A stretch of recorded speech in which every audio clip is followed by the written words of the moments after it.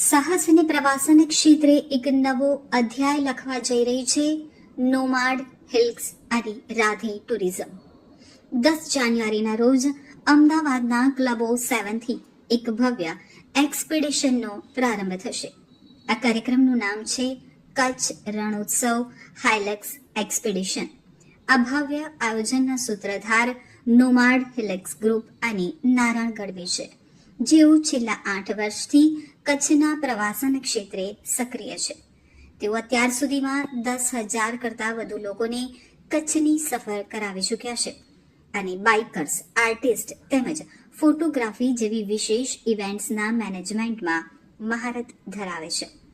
તો ભારતના ઇતિહાસમાં પ્રથમ વખત 50 જેટલી ટોયોટા હાઇલેક્સ ગાડીઓ એકસાથે 1500 કિલોમીટર લાંબી સફર ખેડશે.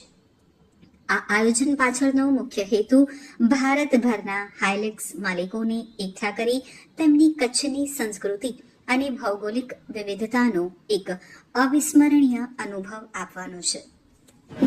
તો આની રાઉન્ડ ટ્રીપ બાકી 1500 કિલોમીટરની અરાઉન્ડ રહેવાની છે. આમ નોર્મલ કચ્છ વિઝિટ કરવામાં કેવું છે કે આપણો ઇન્ડિયા વિશ્વનો સૌથી મોટો જિલ્લો તરીકે એક જગ્યા છે. એક નાના ડેસ્ટિનેશન થી બીજા ડેસ્ટિનેશન સુધી જવા માટે બહુ ખાસું એવું અંતર આની અંદર કાપવાનું રહેશે. તો આ રાઉન્ડ ટ્રીપ બાકી 1500